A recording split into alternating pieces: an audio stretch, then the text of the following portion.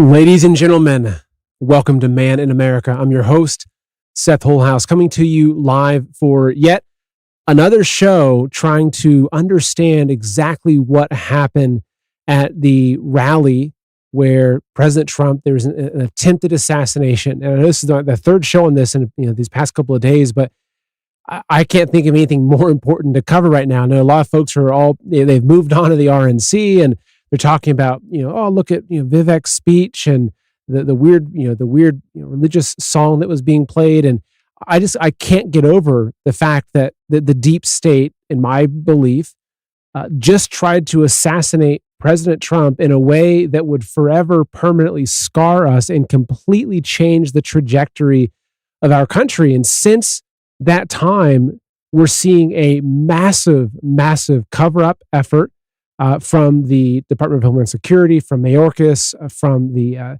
Cheadle, the head of the Secret Service. We're seeing a lot of other information coming out indicating that this wasn't just some lone gunman, but this was a massive plan in place, and that there were actors and companies and knowledge of this. It looks like well before this happened. So, I don't know. I just think that this is such an important topic to understand and to dig into. And every hour there's new information coming out. So, even do my research earlier, I'd find things, and 3 hours later, that gets updated with new information. So there is a lot to be covering tonight. I want to thank you all for joining me live. I have a few messages before we jump into the show. First off, we are giving away silver. Yes, you heard me right. Here at Man in America, we are doing a huge giveaway where literally every Friday, we're announcing a new winner. We're giving away 5 free ounces of pure silver. These are Buffalo rounds. You can hear the nice silvery clank. So every Friday, we're giving away 5 ounces of silver, pure silver. If you want to win, it's simple. It doesn't cost you anything. Go to maninamerica.com/win. The link will be in the description below. This is the website you see right here. All you got to do is put your first name and your email, and you're entering into win. You enter once, and you're automatically entered into every single drawing. So every week we're going to do a new drawing to give away 5 ounces of silver, which at today's prices with a little bit of premiums, you're looking at a couple $100 worth of silver. We're giving away every Friday. So if you want a chance to win, go to maninamerica.com/win right now, enter in, and hopefully you get that email from me on a Friday. And the thing is that you might be the winner multiple times because you're going to keep going in that same pool. So it might be, maybe it's this Friday you win, and maybe in a month from now you win again. So again, maninamerica.com/win. One other thing is that if you actually want to purchase gold and silver, I do have a message for you. So folks, we all see it. Everything's getting more expensive. We're paying 2, 3, 4 times what things cost just a few years ago. And we know they're lying. 3% inflation. Come on, think about it. Why are they telling us to keep our hard-earned money in the banks and the stock market while they're all rushing to buy gold and silver? That's right. Folks, governments and central banks around the world are dumping the dollar, and they're scrambling to buy up gold and silver right now. These are smart people. They see the signs, just like you do. They know the crash is coming. The dollar has lost more than half its value in the last 5 years, and our national debt's increasing $1 trillion every 100 days. It can't go on like this.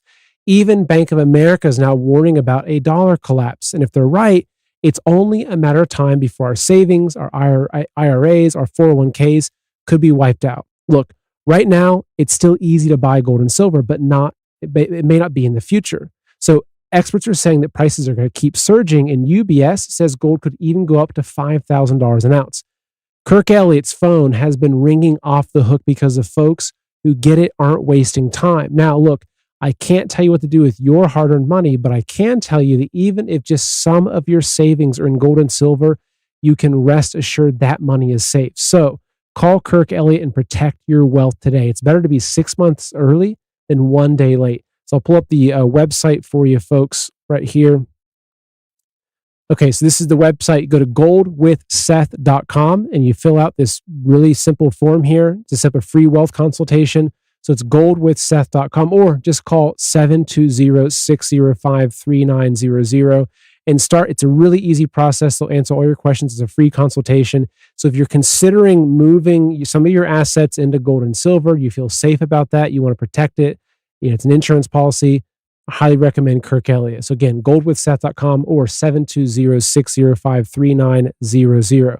All right, so folks, jumping into today's show, we've got a lot of important stuff to cover. Most importantly is that there's a new round of indictments. Let me pull this up for you.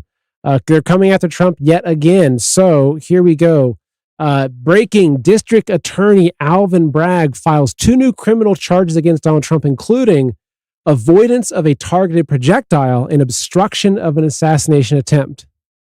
Of course, this is a joke, but it's. I saw this. I came across this online on Twitter. I could not show you this because this is literally what they're doing. This is about how funny it really is, right? That there's 2 new criminal charges that Trump is, quote, avoidance of a targeted projectile and obstruction of an assassination attempt. So, of course, we have to have a little bit of levity in this. It's such a serious time, such a serious matter. So, of course, we got to smile. But getting into the more serious stuff, I want to take a step back in time and look at some events surrounding 9/11 because we look at history. It helps us to understand what's happening today. So I have an article here I'm going to pull up, which is really, really important. Okay. It's extremely important for us. Okay. So this article here, 9/11 terrorists made millions on the stock market. So, okay, I'll read a little bit of this.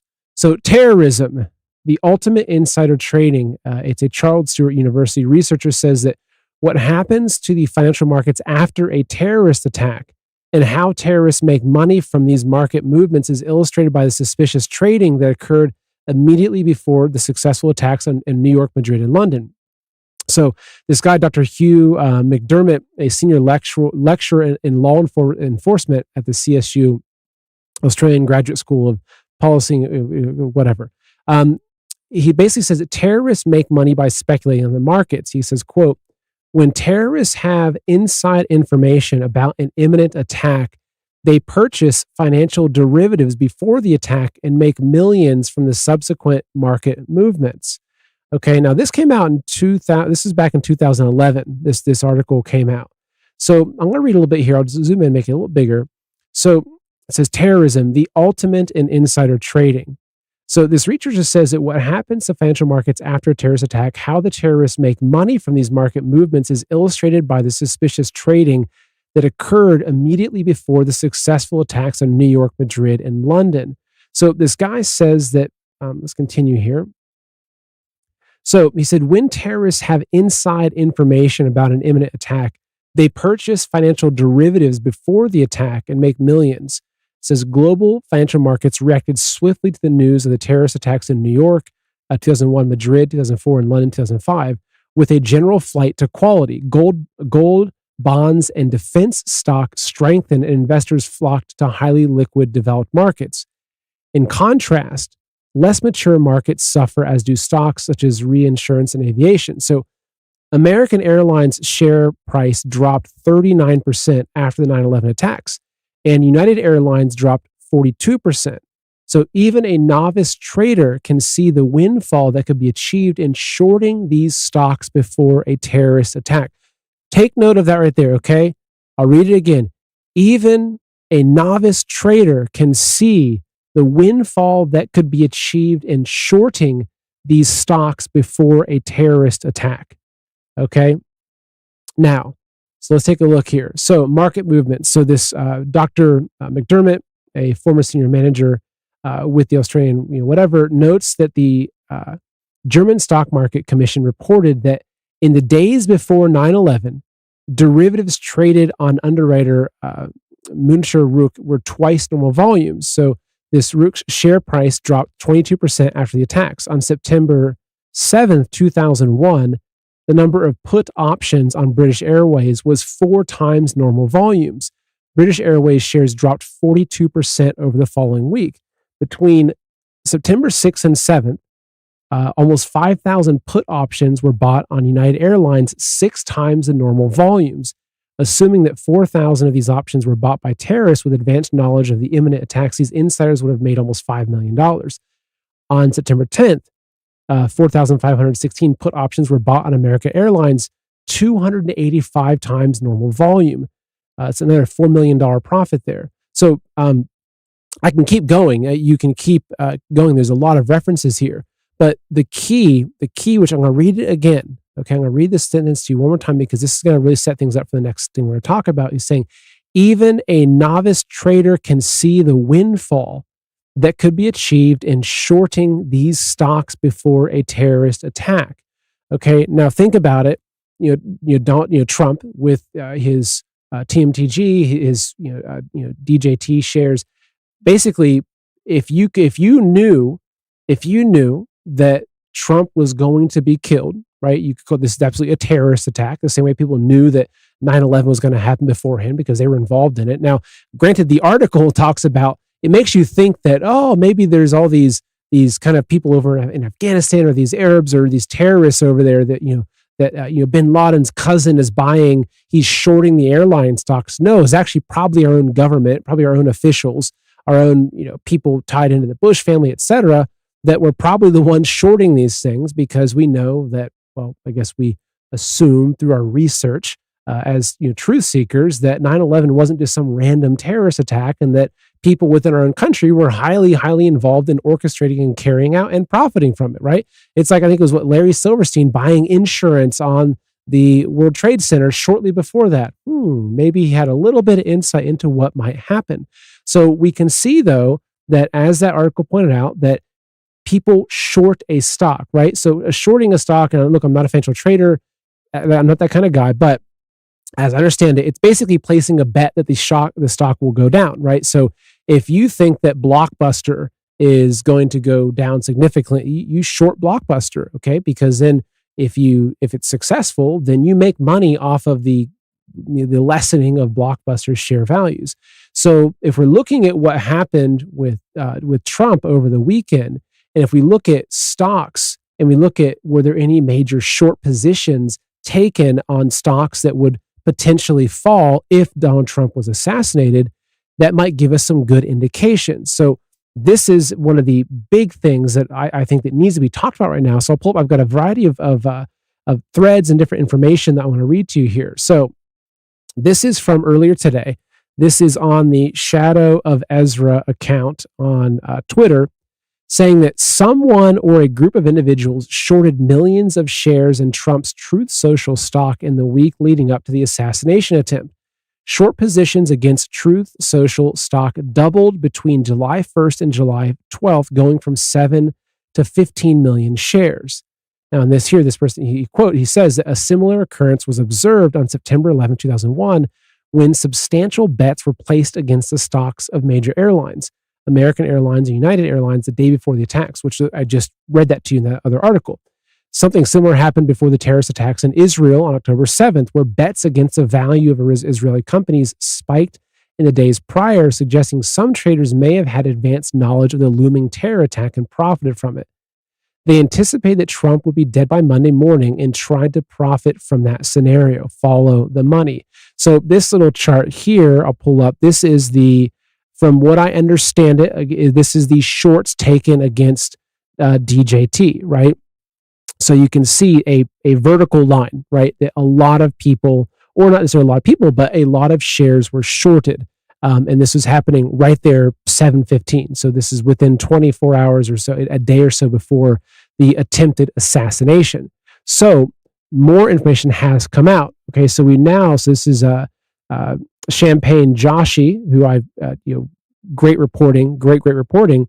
So what he's come out with in discovering is that a company called, the question is, if there's these shorts being taken on, basically Trump's stock, which company is shorting and who runs a company, who are they tied to, what groups are they donating to, et cetera. So we're going to be digging into that because this is very revealing.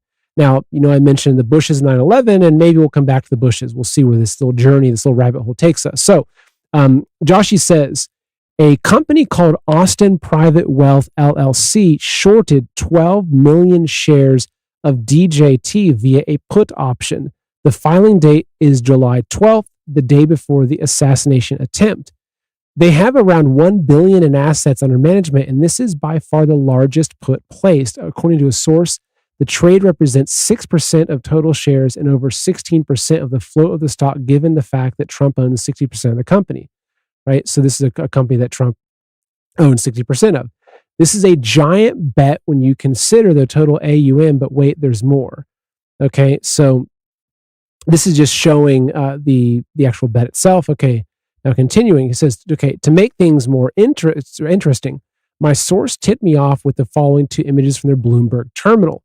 The screenshot on the left shows the put by Austin Private Wealth LLC that was taken earlier this morning. It shows, he says 120,000. I think he meant to say 12 million. 12 million puts. As you can see, their position is by far the largest. The next closest is Citadel Advisors with 16,000, right? So 12 million to 16,000, that's a big difference. Huge, huge difference, okay? Here's where it gets interesting. The screenshot to the right was taken later in the day, and poof, Austin Private Wealth LLC is nowhere to be found, right? All their shorts just disappeared. Okay, so let's take a look at this company, Austin Private Wealth. Okay, so this is the company that placed a significant short on Donald Trump, right? They perhaps it was just blind luck. I doubt it, right? Because follow the money. They always say follow the money, and you'll see where it takes you. That basically, within a day or so of this assassination, which they believed would happen, they put out a massive short position against Trump's stocks. Okay, so let's look at this company a little bit. Let's dig in. So Austin Private Wealth, okay, empowering you to envision and plan for a life of growth. Okay, now keep in mind, look, I am not saying that this company was involved in the assassination or anything like that. I'm not saying. All I'm looking at here is the anomaly of what I showed you from this guy's tweet, that this particular company had a massive short on Trump's stock within a day or two of the assassination attempt. Draw your own conclusions, okay? Draw your own conclusions. So, okay, fancy website, okay, this is kind of funny. With us, you'll experience no hidden agenda. It's almost comical to think about that. No hidden agenda. Okay, maybe there's no hidden agenda. All right, but let's go ahead and let's try, okay, a lot of times you go to these big websites, these big companies, financial companies that are moving around a lot of money. They're oftentimes going to talk about where they're donating money. They're oftentimes involved in philanthropy, and you can trace this stuff to figure out a lot of what's running the show. Okay, so if we go to In the Community, which to me looks like the webpage where they're talking about, right, who they're supporting and their good deeds, right? Giving back to our community drives our passion for success. Okay, so they are proud supporters, okay, of these organizations, right? We've got the Children's Cancer Research Fund, American Cancer Society, the Jewish Community Center, Boy Scouts of America. Okay, typical, big, lots of people donate to these companies. Goodwill, the Catholic School, Shalom Austin, so some Jewish organizations, Congregation Beth Israel, ACLU, ADL, right? The Austin Jewish. So what I'm seeing here, again, is just looking at this website, is that they're, by donating to, say, the ACLU or the ADL, right, Anti-Defamation League, these are companies that have a very, very strong, you could say it, liberal agenda, to put it lightly, okay? Like the ADL, like this is the company that's getting all kinds of conservative people canceled online. It's attacking people. It's a pretty significant company in this battle. It's the one that is Elon Musk is going back and forth with about their anti-Semitism. So you can see there's the Congregation Beth Israel, Jewish Academy. So what we can see is that, okay, that there's some more liberal things, and there's some Jewish and Catholic organizations that they're involved with. Now, does this mean anything? No, right? It could be just that they're following, maybe there's a list of the top 100 companies you can donate to look good to the public, and they pick the top 10. It could be that simple, okay? But it's worth showing you. Now, let's go to the next development, though, and looking even further into this, okay, this is interesting.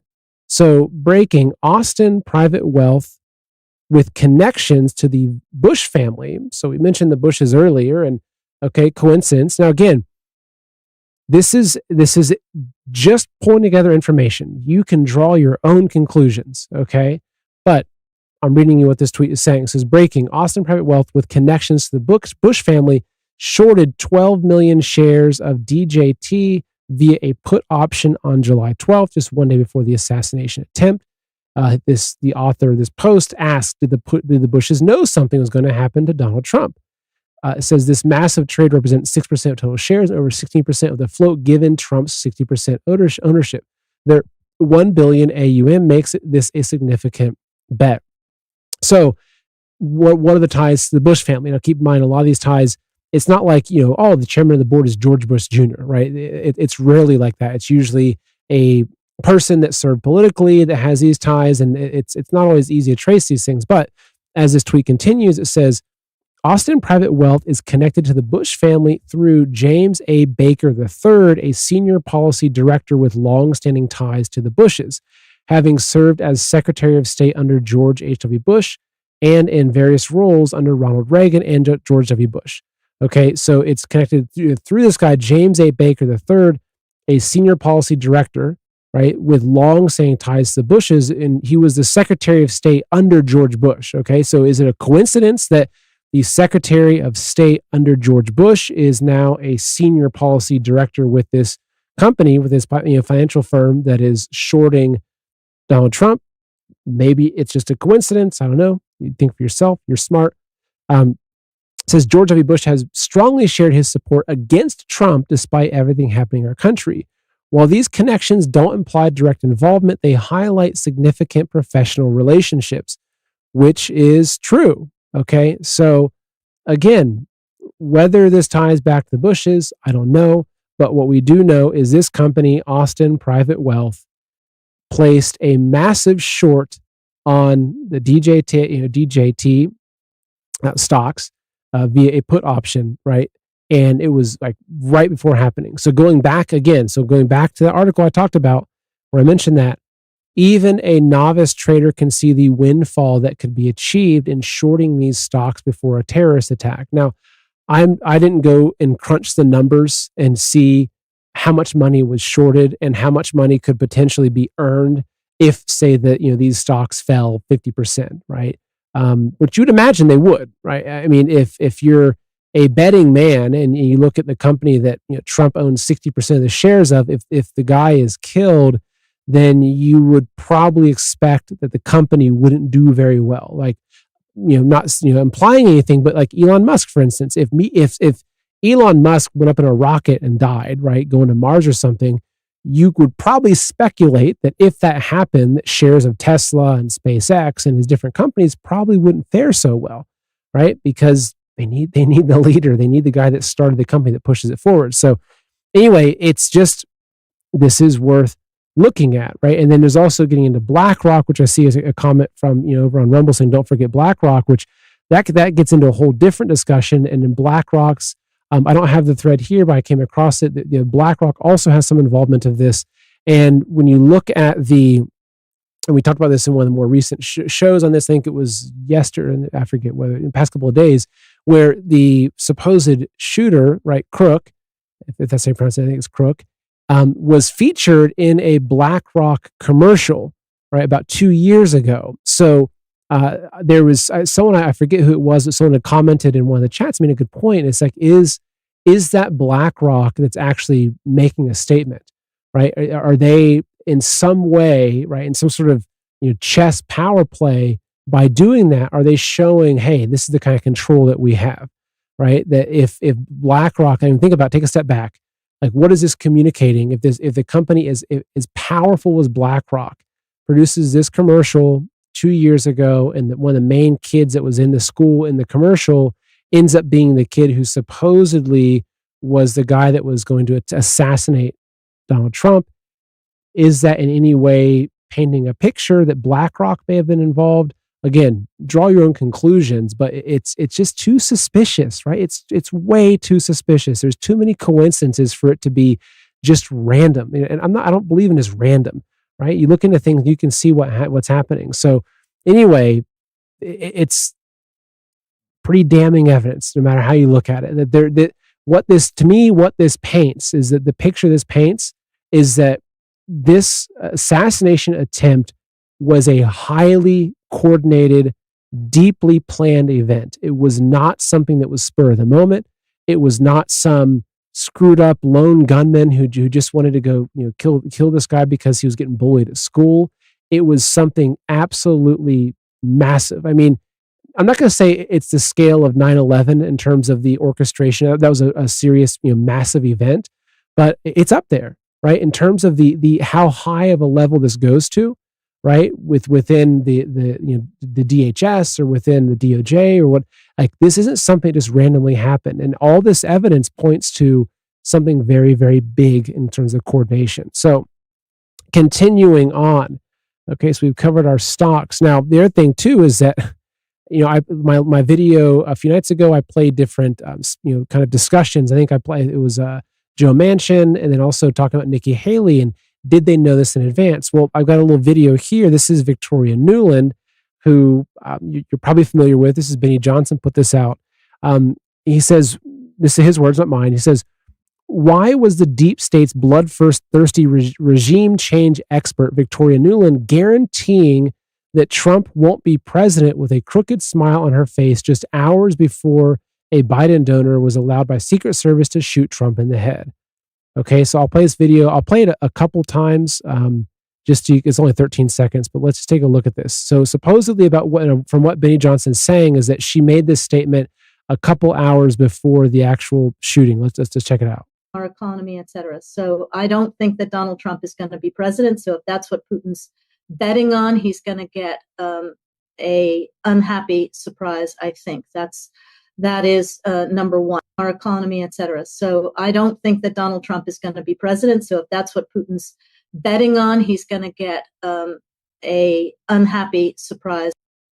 Now, okay, so you see her saying a couple hours before, I don't think Donald Trump is going to be president. She's smiling. She's happy to say that. Now, again, does this mean that she's involved? No, not necessarily. She could just be so confident that Trump's not going to be president because she thinks that Biden is a great candidate and Trump doesn't stand a chance. Maybe. But again, take them for their words, right? Take them for their words. There's been a lot of other videos that have surfaced from people, very powerful people that seem eerily confident in predicting that Trump won't make it to be president. There's been compilations going around about people, talking about assassination and all kinds of stuff. So you can see that this is coordinated. My worry, right? One of my worries sincerely is just that this is just step one of it, right? Like if they, try again, right? So my concern is that, are they going to try something else? Is there going to be some sort of explosion? I mean, who knows? I mean, these people, potentially it's the same people that were behind 9/11 for all we know. So they have no worries and they have no kind of moral code that says you can't kill a bunch of innocent people, right? They'll do it left, right, and center all the time. They'd rather that we weren't really around. They don't really like us. Okay, so that's one of my concerns. But anyway, so you have Nuland saying that. So another thing that gets into what we're looking at here, let me pull up this next thing, is this image. Okay, so this is an image that has created a lot of discussion. And this is, so I'll zoom in for you here, there's a line going past Trump right here, which was one of the bullets. Okay, and so there's been a lot of discussion about like just what are the odds of a camera catching the image of a bullet, right? Now, for people that say, why is it a line? Well, because the bullet's traveling X amount of distance or X amount of speed, right? Depending on how long of an opening the shutter has, right? It'll create a blur. So if you have a really slow shutter speed and you say you're holding a golf ball and you move it across as you take a picture, it'll form a line, right? The golf ball will become a line. So it's not abnormal for a bullet to be showing up as a line because it's a moving object, and the speed of the shutter will indicate how much of that movement is captured like that. Okay, I'm trying to simplify it a little bit for you. So, but what's interesting is, so Michael Yon, who is a friend of mine and he's a war photographer. I mean, this guy knows guns, he knows ballistics, and he knows photography. I want to just read through this post that he put out because it makes a very important point. And again, what it does is it paints some sort of intent, right? That's the key here, is it's showing that there's people that potentially knew about this ahead of time. So I'll read this. He says, bullet trace and interesting matters. So this is one of his mind dumps, sand edit. So sans edit because that's just what he does, right? If you see my interviews with him, he'll talk for 40 minutes about 1,000 different topics, and you're like, man, this guy's really smart. He's read a ton of books. Right? So he just dumps. He just opens his brain and dumps, right? And you should listen when he does because he's smart. So here it says, okay, it's nearly 400 here in Japan. Interesting on bullet trace. Scratching my memories, I do not recall seeing any bullet trace photos from close to 90 degrees from bullet's flight path. I'm not saying it cannot be done. It probably can be done with modern cameras and high shutter speeds. Now, keep in mind, I'm pretty handy with weapons and with cameras. I was a Special Forces weapons specialist. As a photographer, I shot some of those famous photos in Iraq and Afghanistan. Substantial crossover knowledge. My first thought was, I've never seen a trace shot from that angle. Second thought was it should be possible. Third thought was that would be a very fast shutter speed. I was preparing to reach out to the photographer. Hunting and pecking online, I found New York Times quoting the shutter speed at 1/8,000th of a second. It happens that I have sitting on a table here the top 3 DSLRs Sony makes. These cameras, the cameras most people salivate over, I have 3 here because I know how important serious gear is. I use only the very best cameras and lenses. Top Gear helped make some of the most interesting and often intense photos in 2 wars. Unfortunately, I often broke lenses while jumping on the ground or hitting against a wall or doorway. No camera ever broke. I use the cameras regularly, though rarely publish photos from them these days. The maximum shutter speed on all 3 of these cameras is 1/8,000th. The New York Times photographer Doug Mills is quoted as shooting at 30 frames per second, okay, 1/8,000th, the shutter speed, right? So what that means, if I recall correctly, I used to be really in photography, is that basically the shutter, when the shutter opens up, that's when the image gets imprinted on the sensor, right? So a 1 second shutter speed, which is shutter speed of 1, it goes up, open, close. It takes a second to open and close. So a shutter speed of 1/8,000th of a second is like boom, boom. Like as you can see here, it's insanely fast. Now, I've never heard of photographers using a shutter speed like that. Like there's no need to. Even if you're photographing football, where where it's active movement and everything, maybe you're getting closer to that. But like maxing out the shutter speed, you do that only when you're trying to capture insanely fast motion, right? That's what you do. So he continues and he says, those are settings I would choose if I were trying to catch extremely fast action, such as a head exploding. I'm not suggesting anything at all. Just as a war correspondent, I never cranked shutter that high, even for anything. I wanted to keep ISO lower. Other professionals choose other settings. So again, he's saying that as a war photographer, he never, ever cranked his shutter speed to that high. And so again, as he's saying here, those are settings I would choose if I were trying to catch extremely fast action, such as a head exploding. So maybe, look, say you're photographing the Isle of Man race with these motorcycles that are going hundreds of miles an hour. You might have a really, really fast shutter speed because you can then, what it means is if a bike drives by really fast, you can click it, you can shoot a ton of shots, and you'll get a nice frozen image because it's that fast, right? If your shutter speed is too slow, it'll create a blurred image across in your image, right? So this is an interesting point, though, right? It's a very, very interesting point of why would the New York Times photographer use this insanely fast shutter speed, a shutter speed so fast that it can literally capture the image of a bullet as it's grazing past Trump's head, right? Draw your own conclusions.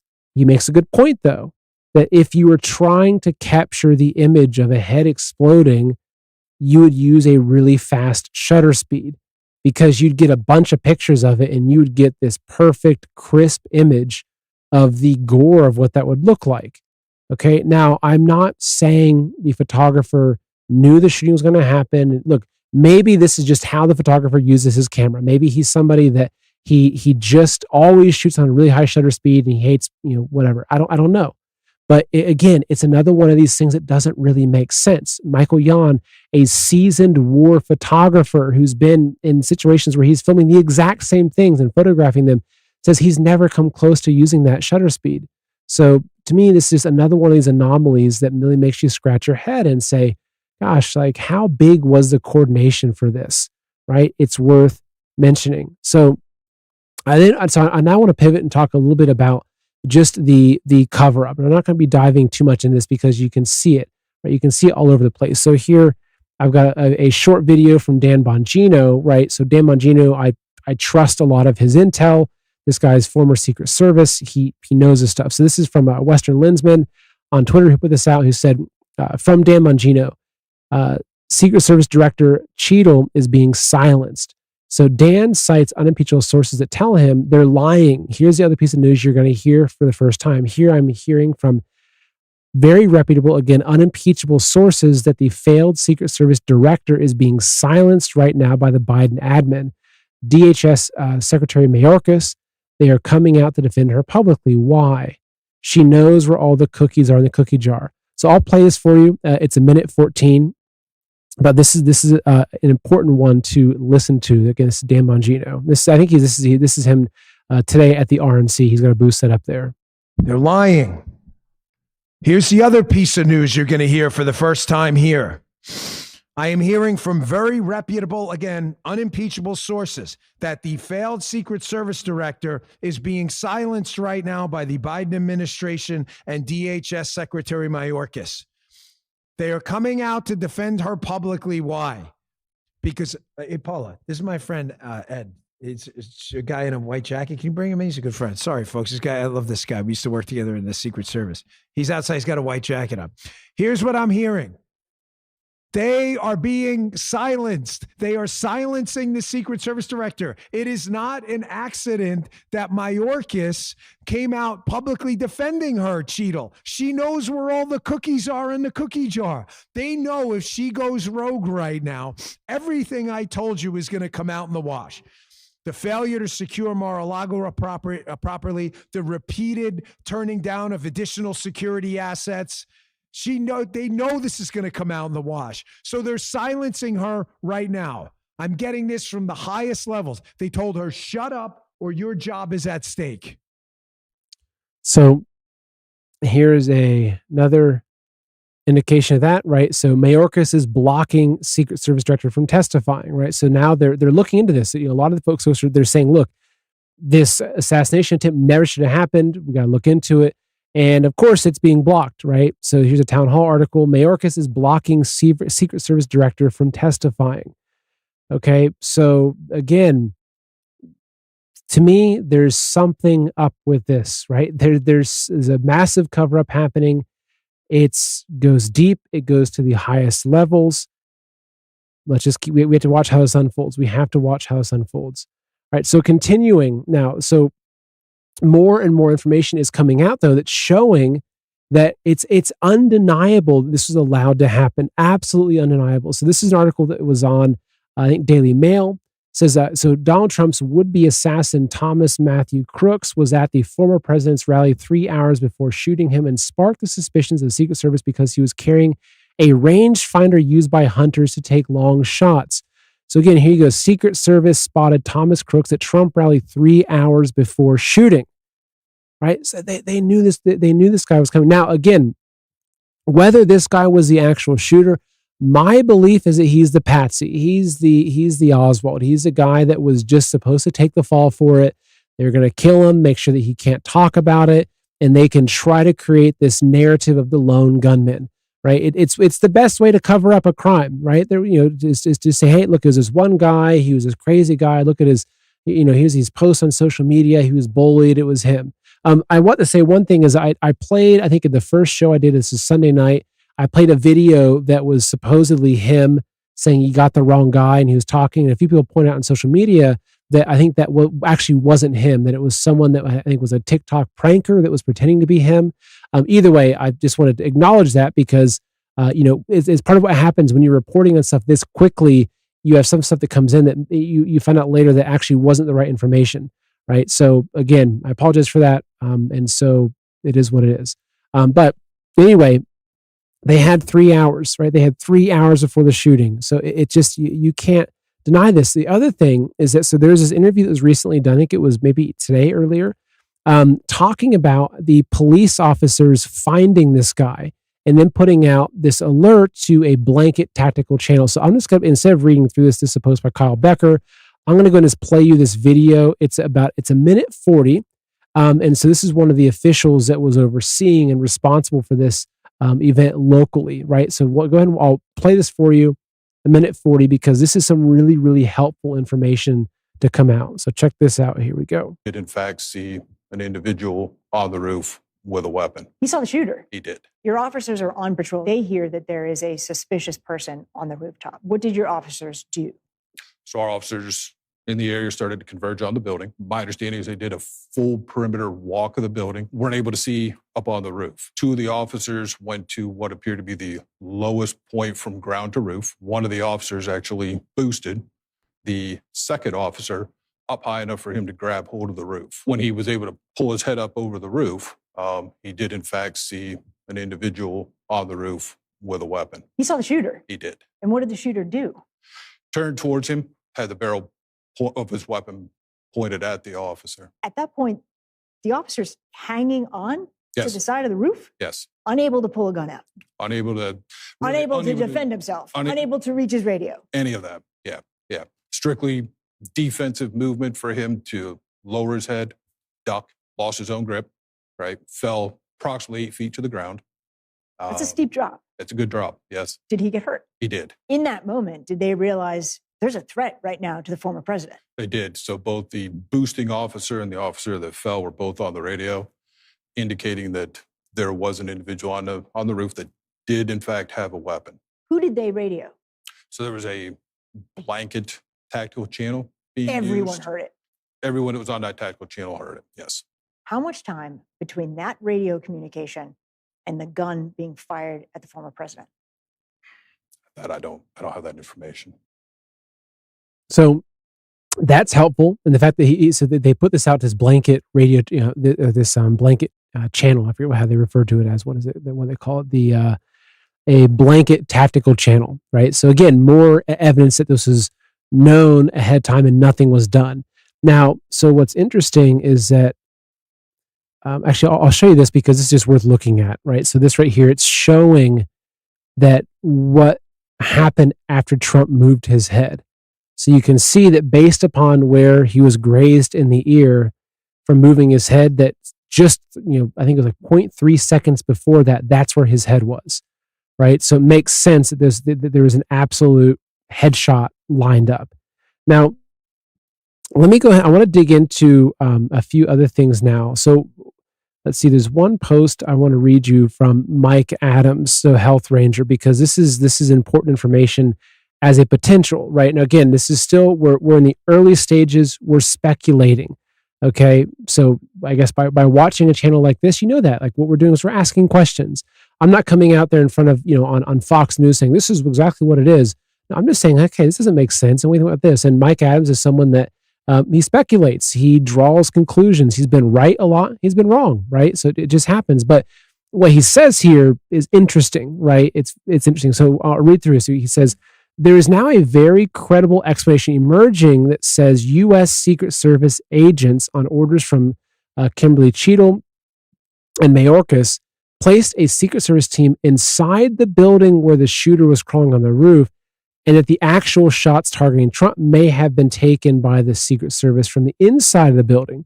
He says this will be consistent with the audio forensic of the shooting recording, since the distance would be nearly identical to the rooftop shooter. This also explains why counter-sniper teams held their fire until after the shooter killed Trump. Their job was to eliminate the patsy. Note that the U.S. Secret Service had eyes on this young man for at least 30 minutes, watching him with an actual rangefinder, scoping the range of the shot, then with the backpack, then scaling the ladder and going onto the roof. They watched him and reported on his progress. They did nothing to stop him. They did everything but load his rifle and pull the trigger. We need an immediate criminal investigation into this, right? He says, this stinks to high heaven. He says, note that in the assassination of JFK, they also had a patsy while the real shot was taken by a CIA-run sharpshooter. Cheadle's bizarre sloped roof excuse doesn't pass the smell test. Now, speaking of JFK, I do want to pull something up here. This is from Salty Goat over on Twitter.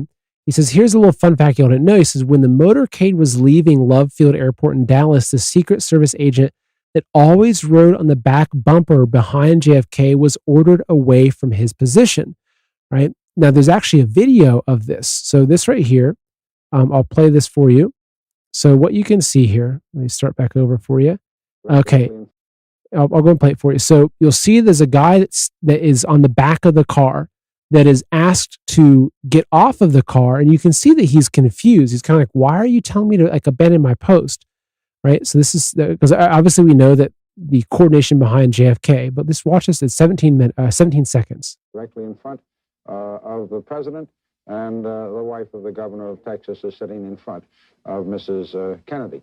The Secret Service are following the car out.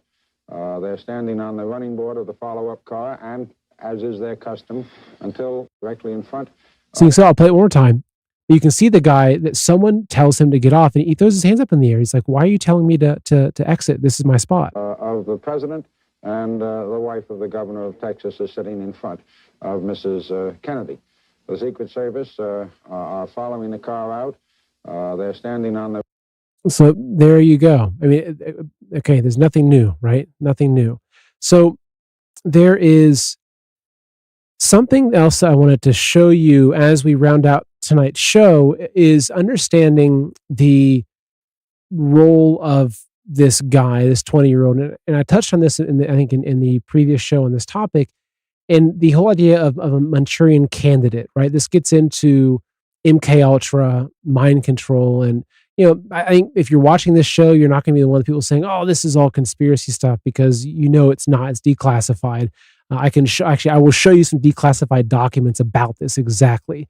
Right. So this is what where I'm at with my kind of formation of understanding what happened is that this guy, his name is just up tip my tongue, the supposed shooter, right? That basically that he is someone that was set up as a patsy and potentially as a mind control victim even, right? This is what we know because they don't take chances, right? They're not going to have someone go in to fulfill a certain purpose and, get nervous and pull out on it, something like that. So typically, I think Oswald was probably the same. Lee Harvey Oswald is that whatever role he was supposed to play, that he was able to be controlled into doing that.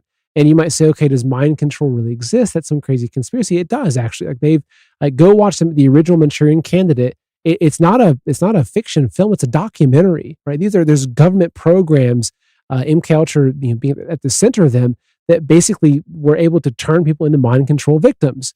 And so the question I have is that the shooter, Crook, was he part of some sort of operation where they had set him up to be the killer, but he's just the patsy, he's the fall guy, and he was under mind control. So I'm going to pull up this, and they say, "Oh, this is a little bit too wild." Okay, well, take a look at it with me. So I'm going to make this a little bit bigger because it's a little more difficult to see. Okay, this is a document that is literally on CIA.gov. This is a FOIA requested document on CIA.gov. Okay. The headline to this, the title of this is "Ex-CIA Doctor Leads Fight to Limit Hypnosis." Okay. So this is a document. This is from January 1st, 1980. Document was released back in 2010. So I think the original document was produced in 1980. It was classified, and then I think through a FOIA, it was then declassified. That's my guess. Okay, so I'm just going to read a little bit about this because this shows you what can be done. Okay, so it says ex-CIA doc leads fight to limit hypnosis. Now, I apologize, I can't make the font bigger because this is just a scan of like some sort of PDF or something. So it's not. I guess it's a weird document. It's hard to change the size of this font, right? So basically what it says, during the early 60s, when the CIA was covertly funneling millions of tax dollars into a variety of brainwashing experiments involving LSD, other hallucinogens, and electroshock, Klein provided expertise on hypnosis. He was outspoken in his belief that one of the central goals of these experiments was to create a hypnotized, remote control assassin. It was entirely possible, though he denies knowledge of any terminal experiments that would have tested his theories. The fictional Manchurian Candidate presented in Richard Condon's thriller and later in a movie starring Frank Sinatra is, in Klein's mind, still a frighteningly real specter. quote, it cannot be done by everyone. And circumstances by using hypnosis could produce such a killer in 3 to 6 weeks. Right. So what this is this hypnosis Klein, actually what they, sorry, just take a step back. So the hypnotherapist is Dr. Milton Klein. He's a former consultant to the CIA's super secret behavior modification project Bluebird. Okay. So CIA, we have MK Ultra, but there's also a project Bluebird, which they describe as a super secret behavior modification run by the CIA. Okay.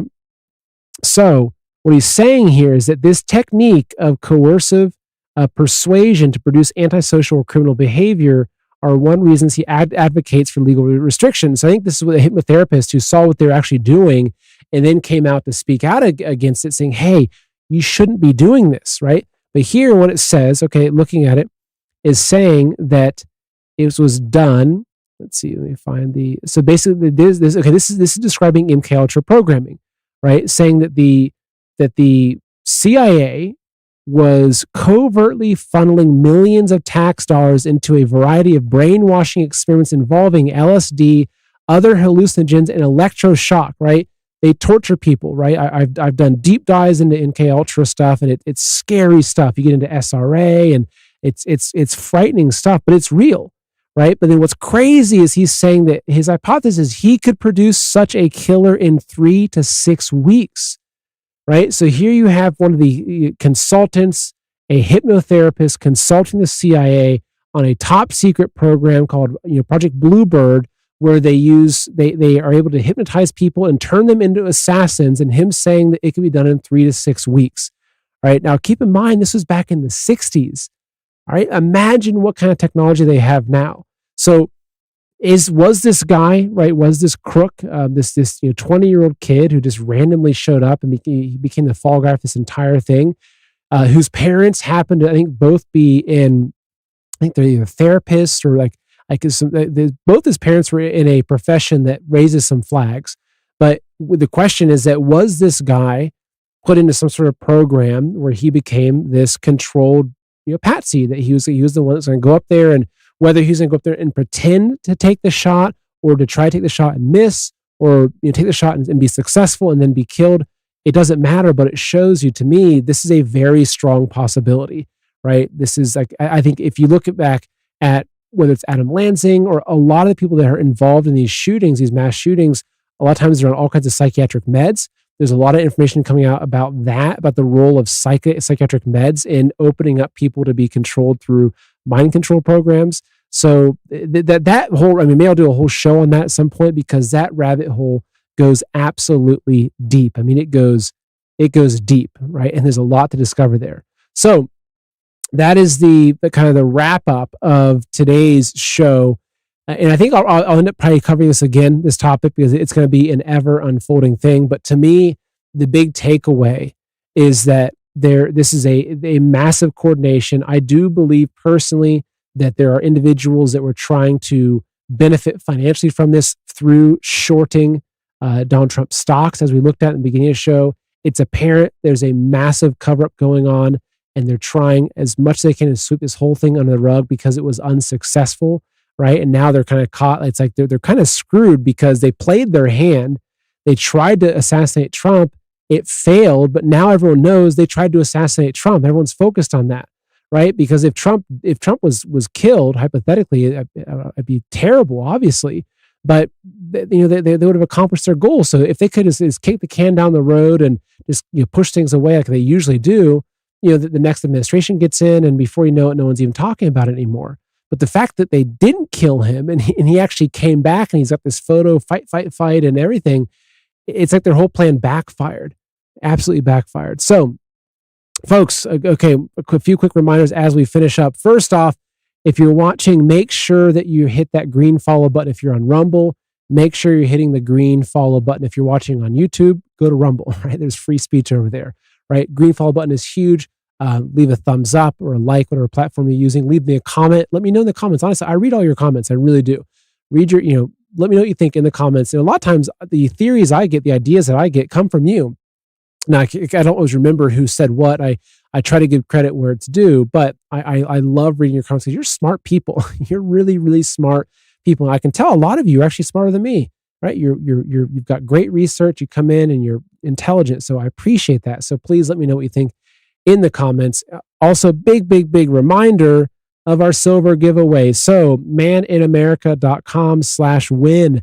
It's now the end of the show. You open up a new browser. You're not going to miss anything. maninamerica.com/win. Enter your name and your email for the chance to win all this yummy silver, right? This stuff is great. Bear it in your backyard. They're not going to be able to take it away from you. Last, I've had two other sponsors I want to talk to you about. One is Sweetamine. I'm not sure if you've seen my interviews with Dr. Joel Bryan, the guy behind Sweetamine, but if you have inflation, if you have joint pain, any issues like that, it's a body's response to an injury, right? Is this inflation you get? Sorry, inflation. I keep saying inflation. The